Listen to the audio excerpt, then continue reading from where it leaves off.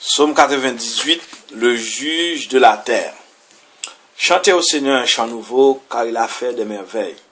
Par son bras très saint, par sa main puissante, il s'est assuré la victoire.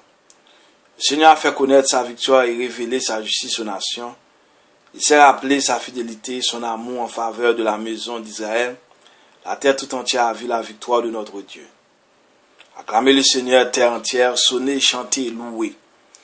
Jouez pour le Seigneur sur la cithare et tous les instruments au son de la trompette et du corps. Acclamez votre roi, le Seigneur. Que résonne la mer et sa richesse, le monde et tous ses habitants.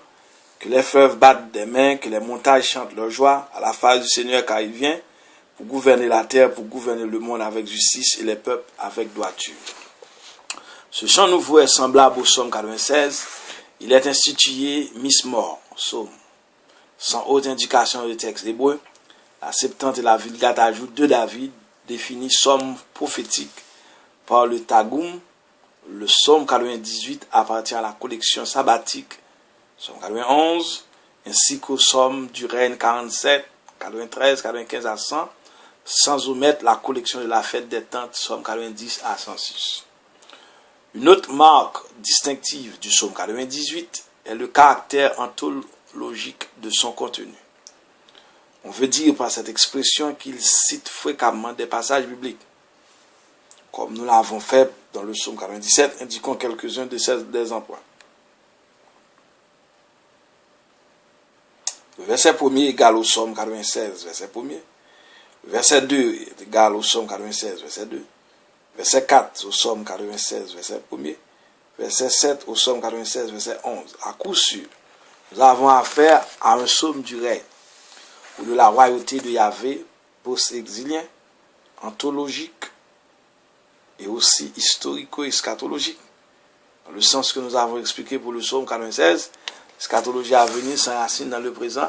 Les grandes lignes de la structure nous aideront à entrer dans le vif du sujet. La solennelle, proclamation verset 1 à 3, le chant nouveau verset 1, son contenu verset 1 à 3, le grand cœur, l'orchestre du temps verset 4 à 8, invitatoire verset 4, première strophe, l'orchestre du temps verset 5 et 6, deuxième strophe, le cœur cosmique verset 7 et 8, solennelle proclamation verset 9, la venue de Yahvé. Nous en avons parlé en introduction qu'il suffise de rappeler qu'il est institué Mismor, dans l'hébreu. En août, Septante et Vulgate ajoute de David, la solennelle proclamation verset 1 à 3. Il s'agit de la proclamation du salut et de la justice divine manifestée dans l'histoire. Le chant nouveau, verset 1er, au nombre des merveilles opérées par Dieu, il y a bien sûr le premier exode, la sortie d'Égypte, mais aussi le second exode, le retour de Babylone. On ferait bien de relire ce qu'on a dit du chant nouveau du psaume 96. Il ne s'agit pas tant de la répétition d'un acte sauveur, mais d'une nouvelle, vraiment nouvelle. Son contenu, verset 1 à 3, les actions salvifiques de Dieu constituent le contenu du chant nouveau. Le mot victoire qui revient 3 fois dans ces versets évoque surtout le retour des rapatriés à Jérusalem. Aussi étonnant que cela puisse paraître, le premier bénéficiaire de cette grande victoire n'est pas Israël, mais Dieu lui-même. La première raison est d'ordre apologétique à en juger d'après les apparences. Les dieux païens s'étaient montrés plus puissants que Yahvé lors de l'exil à Babylone. Par contre, le retour des rapatriés marque la maîtrise de Dieu sur le déroulement de l'histoire.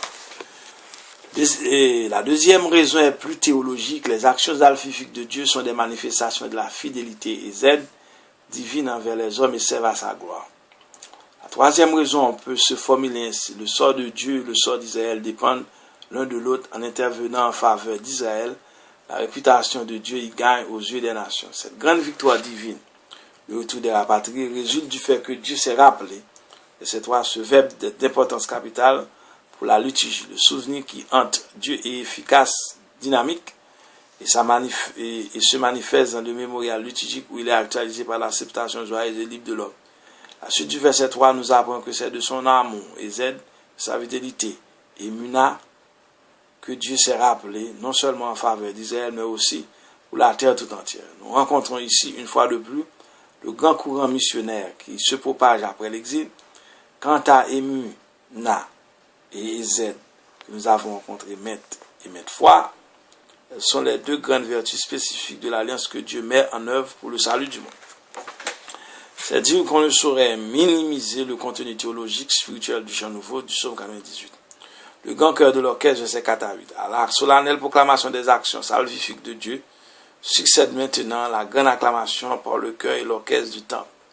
Invite à toi, verset 4. La terre entière est invitée à acclamer le Seigneur, autrement dit à pousser le cri de la théouia.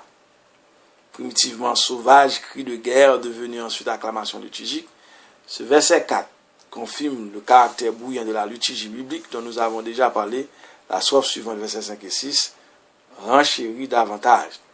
Première strophe, l'orchestre du temple, versets 5 et 6, les instruments de musique, la sitar, connue aussi sous le nom de harpe, l'instrument à cordes, la trompette métallique et la trompe unissent la mélodie aux voix du cœur pour célébrer les louanges de Yahvé. Deuxième strophe, le chœur cosmique, versets 7 et 8, avec un peu d'imagination. On voit maintenant le chef d'orchestre se tourner à droite et à gauche, lever la tête pour regarder au loin, esquisser un large geste cosmique pour inviter la mer, la terre et ses habitants, les fleuves et les montagnes s'unir au grand concert de louanges qui monte vers le ciel en l'honneur du Seigneur. La solennelle proclamation, verset 9, il s'agit maintenant de la proclamation de la justice eschatologique. La proclamation de foi consiste dans la venue de Yahvé à la fin des temps. La venue de Yahvé, déjà commencé par le nouvel exode de Babylone, la venue finale de Yahvé sous un avenir infiniment plus grand où se réalisera en plénitude du projet de Dieu. Ce sera l'aube d'une ère nouvelle où régnera la réalité que l'homme désire avec tant d'ardeur. La justice, un horizon nouveau apparaîtra, vraiment messianique, où il n'y aura pas de violence, d'où l'oppression des conquérants sera bannie, où l'ordre cosmique se répercutera dans l'ordre social.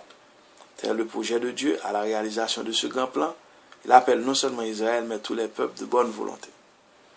Aux merveilles de l'histoire du salut qu'évoque le psalmiste s'ajoute désormais la merveille par excellence, l'incarnation du Verbe pour le rachat de toute l'humanité. C'est dire que le retour des rapatriés de Babylone n'était que la pâle figure de la réalité à venir, la réalisation en plénitude du projet d'amour de Dieu pour tous les peuples de la terre dans la partie définitive. C'était le psaume 98. À très bientôt pour le psaume 99. Que Dieu vous bénisse. Gloire à Dieu. Amen, amen, amen.